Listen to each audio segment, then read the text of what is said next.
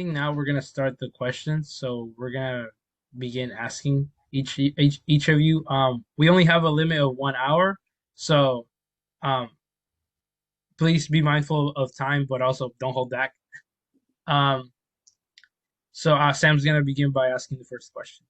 Okay, I have the first question and I'll be saying it in Spanish and English. You guys are free to answer in Spanish and English or a combo of both. What types of resources do you offer, particularly for Latinx and undocumented folks? ¿Qué tipo de recursos ofrecen especialmente para la comunidad latina y indocumentada? And we can go in the same order as you guys just answered. So the benefit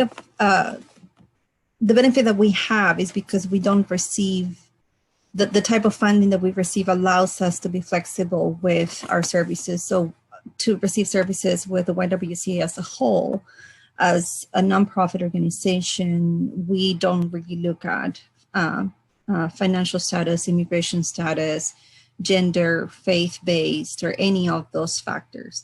The only thing that each program will look at is that the person falls in the category that they should be to receive those services.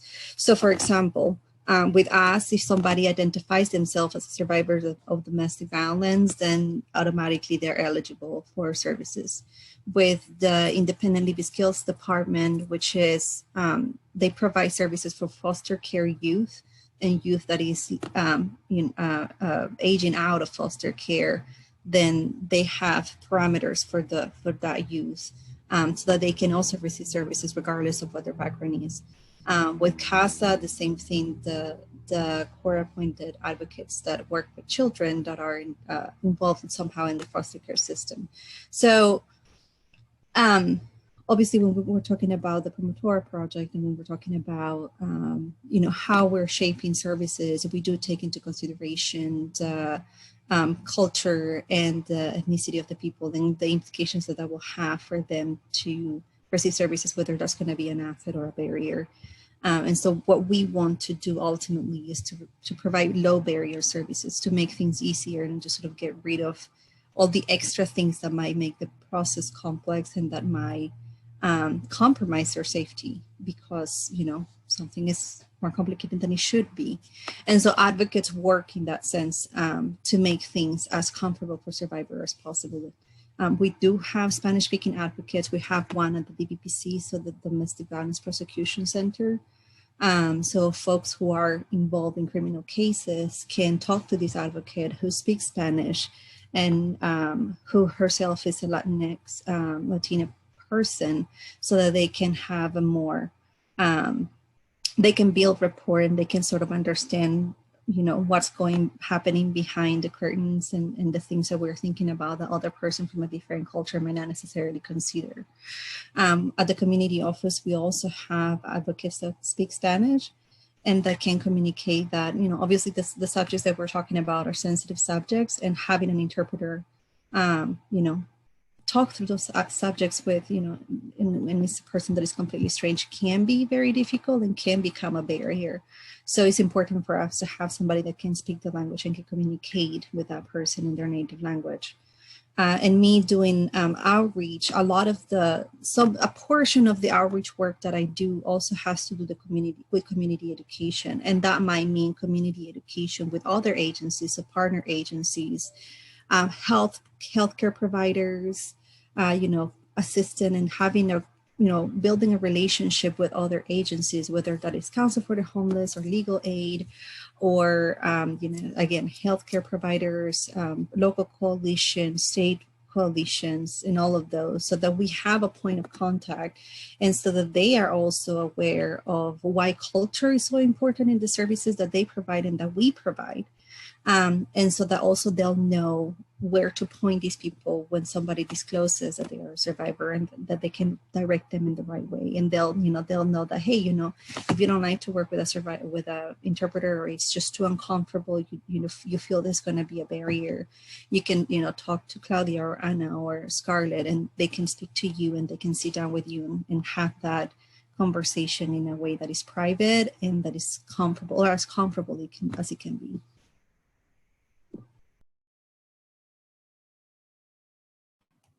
I think it's my turn, right? Okay, so the question was how we offer resources to the Latinx community. Is that correct? Okay. So I don't know if many of you are familiar with the free clinic, but a large portion of the patients that we see are only Spanish speaking, or they come from, they are undocumented, come from a different country like Brazil, or some have come in from the Pacific Islands, and English is their second language, and they're undocumented, so they don't qualify for a lot of the government resources that are available as far as healthcare goes. Or they don't have enough funds to cover any sort of deductible, or if they had an accident at work, they're not comfortable bringing up workers' comp because they're afraid of losing their job, things like that. And so the free clinic really just strives to provide compassionate care to all of Clark County who are uninsured or underinsured, no matter what their status is. It's more focused on, income level and assessing the need that you have. So like if you do have insurance, going through that first, or directing you to someone who can get you connected to have insurance if you are eligible. So a patient navigator. And then, making sure that interpreters are available, because even if the service is there, if they can't communicate with you, the doctor's appointment isn't going to go very well if you can't tell the doctor what's wrong, or if you don't understand the instructions they're giving you. So part of what I do there is making sure that those conversations are going well, that they're being understood. A lot of the medical terminology, even when it is in Spanish or in the language they understand, is still jargon, so they can't understand it, just like in English. Sometimes the doctor tells you something in the language you speak and you just don't understand it, because it's medical terminology. It's confusing. There's a whole class about it, really. So it's also making sure that they do understand the terms that they're using, and that the handouts that we give them, if we're giving them exercises or instructions, or if they've never heard of the disease or condition that they have before, that whatever we're giving them is in the language that they speak, so that they can understand and work with their families if their families are a support system that they're using. Specifically with, I think the families are a lot more involved with our diabetes patients, because we do have, people who are undocumented who have diabetes, and that's a condition that you really need to manage to keep it from getting worse. So we do have a diabetes program, and they do nutritional coaching, they check blood sugar, all that kind of stuff. And then with LULAC, we really advocate for the Latinx community as far as like civil rights goes, as far as like they offer scholarships for, I'm pretty sure it's undocumented community members who are trying to go to school here, but they don't qualify for the financial aid, because for the financial aid, you do have to be a citizen. Your parents don't, but you do. So bridging that gap and making sure that our community really has all of the social resources taken care of as well is important. And yeah, I think I answered the question. Is there any questions about what I just said? Did I say anything too confusing? I tend to ramble, so if what I said isn't clear, you can tell me, and I won't be hurt too much. I promise. Okay, your turn, Francisco. All right, Luis. Luis, when you made that comment about time, I thought of somebody told me brevity is a leadership skill, and sometimes I adopt it and sometimes I don't. So thanks for the reminder. But Boys and Girls Clubs, I think very similar to Anna's answer. We're open to everyone, right? And we're not a government institution. The doors are open We welcome in regular times families to come in and pick up their kids and engage with our team members every day. Right? So it's a community feel when you walk through the doors. We're place-based services, so everything happens at a location, so at a school or a standalone club. And when you walk through the doors, you have access to staff who either represent kind of the language or cultural diversity that we see in our community.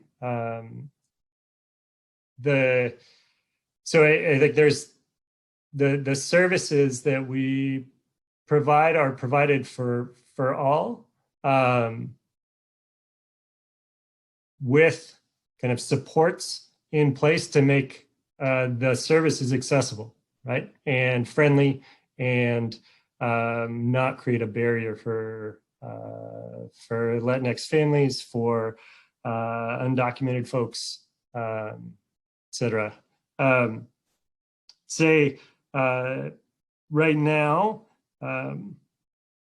so maybe usually we offer after school and summer programs, right?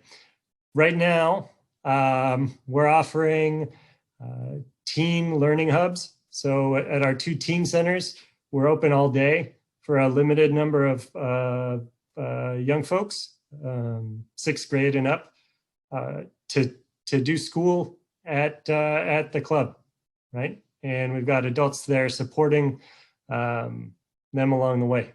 Right? We're going to likely in January open that up a little bit more for elementary, maybe not all day, but have lunch to 5:30, so that I think we can help families get a little bit of a break or some time to create stability for their own families, right? And to work and to maybe to go get groceries and to go do all those things that are important to do. So I think maybe say that's how I'd answer that question. I'll stop.